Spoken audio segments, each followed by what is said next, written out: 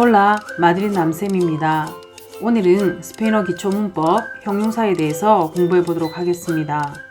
먼저 형용사란 뭘까요? 형용사는 명사에 대한 정보를 전달해 주는 역할을 합니다. 따라서 형용사는 명사와 밀접하게 관련되어 있지요. 때문에 형용사는 명사의 성과 수에 항상 일치해야 합니다. 즉, 형용사는 성수에 따라 변화를 한다라는 말이 되겠습니다. 그리고 스페인어의 형용사는 일반적으로 명사의 뒤에 위치합니다. 새 책을 예로 들어 보겠습니다. 새 책에서 형용사는 무엇이지요? 명사 책에 대해서 말해주고 있는 즉 책을 꾸미고 있는 새가 형용사입니다. 그럼 새 책을 스페인어로 어떻게 표현할까요? 먼저 책은 스페인어로 리브로이지요. 여기에 새론을 뜻하는 형용사 누에보를 명사 즉 리브로 뒤에 붙이면 되는데 형용사는 명사의 무엇에 일치해야 한다고 했지요? 명사의 성과 수에 일치해야 합니다. 리브로는 남성이고 단수입니다. 따라서 리브로 누에보가 됩니다. 여기에 책 한 권을 뜻하고 싶으면 부정관사 un을 명사 앞에 쓰면 됩니다. 따라서 새 책 한 권을 스페인어로 한다면 un libro nuevo가 됩니다. 그럼 그 새 책을 스페인어로 한다면요. 부정관사 un 대신에 정관사 el을 써주고 나머지는 동일하게 쓰면 됩니다.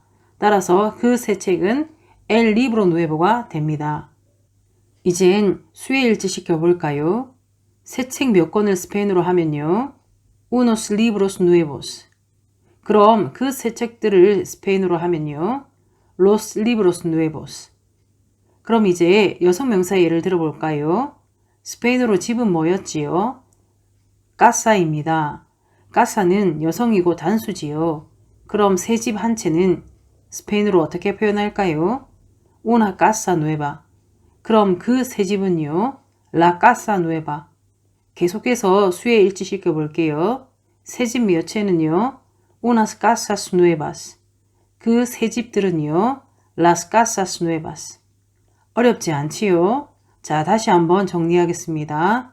스페인어의 형용사는 명사에 대한 정보를 전달해주고 일반적으로 명사의 뒤에 위치하며 명사의 성과 수에 일치해야 합니다.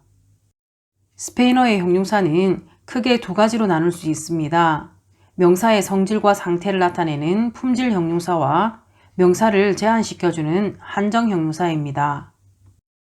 먼저 품질 형용사의 예를 들어 보겠습니다. un cuaderno nuevo, 새 노트라는 뜻이고요. una casa pequeña, 작은 집이라는 뜻입니다. 여기서 명사 cuaderno와 casa를 꾸며주고 있는 nuevo와 pequeña를 품질 형용사라고 합니다. 사실 형용사의 대부분이 여기에 속합니다. 그럼 한정 형용사에는 어떤 것이 있을까요? 한정 형용사의 종류에는 지시 형용사, 소유 형용사, 수 형용사가 있습니다. este libro는 이 책이라는 뜻인데요. 여기서 이, 즉 este가 지시 형용사이고요. mi libro와 el libro mío 둘 다 해석하면 나의 책이라는 뜻인데요.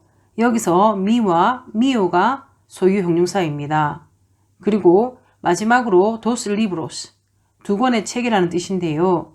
여기서 숫자 dos가 수 형용사이지요. 한정 형용사에 대해서는 다음 시간에 자세히 공부하도록 하겠습니다. 사실 한정 형용사는 그 수가 적으므로 형용사의 대부분은 품질 형용사에 속한다고 보시면 됩니다. 품질 형용사는 대부분 명사의 뒤에 위치합니다. 하지만 지시, 소유, 숫자를 나타내는 한정 형용사는 명사의 앞에 위치합니다. 그러나 위에서 이미 살펴봤듯이 소유 형용사의 후치형인 미오는 명사의 뒤에 위치합니다. 자, 그럼 이젠 형용사의 형태에 대해서 공부해 보도록 하겠습니다. 스페인어의 형용사는 형태상 어미가 o로 끝나는 형용사와 o 이외의 어미로 끝나는 형용사로 크게 나눌 수 있습니다. 먼저 o로 끝나는 형용사는 수식하는 명사의 성과 수에 따라 변화합니다. 잘생긴을 뜻하는 형용사 구합보의 예를 들어보겠습니다. 잘생긴 남자아이는 어떻게 나타낼까요? 남성이고 단수이니까 un chico guapo 혹은 el chico guapo. 그럼 예쁜 여자아이는요? 여성이고 단수이니까 una chica guapa 혹은 la chica guapa. 잘생긴 남자 아이들은요. 남성이고 복수이니까 unos chicos guapos 혹은 los chicos guapos. 예쁜 여자 아이들은요. 여성이고 복수이니까 unas chicas guapas 혹은 las chicas guapas. 두 번째, o 이외의 어미로 끝나는 대부분의 형용사는 성은 신경 쓸 것 없고 수식하는 명사의 수에 따라 변화합니다. 왜냐하면 o 이외의 문자로 끝나는 형용사는 대부분 남성형과 여성형이 동일하기 때문입니다. 따라서 모음으로 끝나면 s를 붙이고 자모로 끝나면 s를 붙여서 복수형을 만듭니다. 크다라는 의미를 가진 형용사 그란데를 예로 들어 보겠습니다. 큰 책은 남성이고 단수니까 un libro grande 혹은 el libro grande. 큰 셔츠는 여성이고 단수니까 una camisa grande 혹은 la camisa grande로 나타냅니다. 여기서 알 수 있듯이 큰을 의미하는 형용사 grande는 남성이든 여성이든 동일하게 grande로 써줍니다. 즉, 명사의 성에서는 형용사의 형태가 변하지 않습니다. 그런데 수에서는 변화를 합니다. 큰 책들은 남성이고 복수니까 unos libros grandes 혹은 los libros grandes. 큰 셔츠들은 여성이고 복수니까 unas camisas grandes, las camisas grandes. 형용사 grande는 모음으로 끝났지요. 따라서 복수형은 s를 붙여서 grandes가 되었습니다. 형용사를 단수에서 복수로 바꾸실 때 주의하셔야 할 것들이 있습니다. 행복한, 기쁨을 의미하는 felice의 복수형은 세다를 세로 바꾸고 es를 붙여서 felices. 젊은을 뜻하는 호벤의 복수형은 단수일 때 강세를 살리기 위해 o의 강세를 표시해서 jóvenes가 되고 갈색의를 뜻하는 marron의 복수형은 강세가 삭제된 marrones가 됩니다. 이처럼 단수에서 복수로 바뀔 때 강세가 없어지거나 추가가 되는 경우가 있습니다. 남성 명사와 여성 명사가 같이 올 경우가 있습니다. 그때 형용사는 남성 복수형의 형태를 가집니다. 예를 들어 보겠습니다. José y Adela son altos y rubios. 해석하면 호세와 아델라는 키가 크고 금발이다 라는 뜻입니다. 호세는 남자이고 아델라는 여자입니다. 이렇게 남성 명사와 여성 명사가 동시에 올 경우에 형용사는 남성 복수형으로 써줍니다. 따라서 altos, rubios가 되었습니다. 자, 이젠 형용사의 위치에 대해서 조금 더 알아보도록 하겠습니다. 스페인어에서 형용사의 위치는 어디라고 배웠지요? 네, 일반적으로 명사 뒤입니다. 그러나 앞에 오는 경우가 있습니다. 언제일까요? 타고난 본래의 속성을 나타낼 때 형용사는 명사 앞으로 옵니다. 예를 들어 보겠습니다. La blanca nieve, 흰눈이라는 뜻인데요.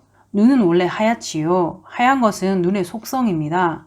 따라서 명사 nieve 앞에 형용사 블랑카가 위치하고 있습니다. 예를 하나 더 들어보겠습니다. La dulce miel, 달달한 꿀이라는 뜻인데요. 모두가 아다시피 꿀은 달지요. 단 것이 꿀 본래의 속성입니다. 따라서 달콤함을 뜻하는 형용사 dulce가 명사 miel 앞에 위치하고 있습니다. 스페인어에서 품질 형용사의 위치는 일반적으로 명사의 뒤이지만 몇몇 형용사는 명사 앞에 올 때도 있고 뒤에 올 때도 있습니다. 그런데 형용사의 위치에 따라서 형용사의 뜻도 달라집니다. 예를 들어 보겠습니다. Un hombre pobre, un pobre hombre. 무슨 차이가 있을까요? 명사 뒤에 형용사 pobre가 오면 가난한이라는 의미를 가지지만 명사 앞에 오면 가엾은 불쌍한의 의미를 가집니다. Una amiga vieja, una vieja amiga. 무슨 차이가 있을까요?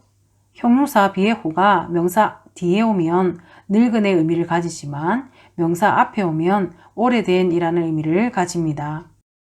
Una casa nueva, una nueva casa. 무슨 차이가 있을까요? 형용사 nuevo가 명사 뒤에 오면 새로 지어진을 의미하지만 명사 앞에 오면 새로 이사간을 의미합니다. Un hombre grande, un gran hombre. 무슨 차이가 있을까요?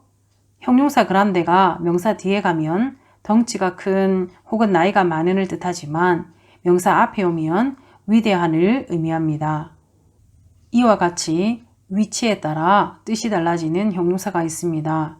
나올 때마다 암기하시면 좋을 것 같습니다.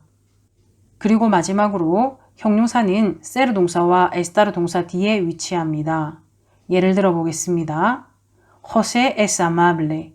호세는 친절해. Adela está cansada. 아델라는 피곤해. 여기에서 알 수 있듯이 형용사 amable와 cansad아는 ser 동사와 estar 동사 뒤에 옵니다. 자, 이젠 형용사의 어미 탈락에 대해서 공부해 보도록 하겠습니다.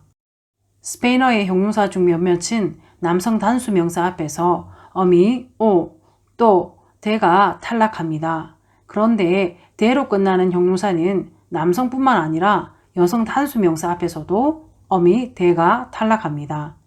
이러한 형용사에는요, uno, bueno, malo, primero, tercero, alguno, ninguno, grande, santo 등이 있습니다. 예를 들어 보겠습니다. 1층을 뜻하는 el primer piso, 3층을 뜻하는 el tercer piso, 한 권의 책을 의미하는 un libro, 어떤 곳을 뜻하는 algún lugar, 어떤 것도 아닌을 뜻하는 ningún lugar, 좋은 하루 혹은 좋은 날을 뜻하는 un buen día, 나쁜 하루, 나쁜 날을 뜻하는 un mal día. 여기서 알 수 있듯이 남성 단수 명사 piso, libro, lugar, día 앞에서 o가 탈락이 되었습니다. 계속해서 성스러운을 뜻하는 형용사 santo는 남성 단수 명사 혹은 남자 성인의 이름 앞에서 또가 탈락합니다. 예를 들어 보겠습니다. San Francisco, 프란시스코 성인을 뜻합니다.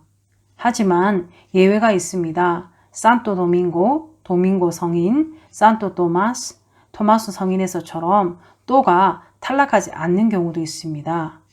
그리고 마지막으로 명사 앞에 위치할 때 위대한을 뜻하는 형용사 그란데는 남성 단수 명사뿐만 아니라 여성 단수 명사 앞에서도 대가 탈락합니다. Un gran hombre, 위대한 남자, una gran mujer, 위대한 여자. 오늘은 스페인어 기초문법, 형용사에 대해서 알아보았습니다. 오늘 배운 내용을 복습할 수 있도록 설명란에 문제와 답지를 올려놨습니다. 참고하시기 바랍니다.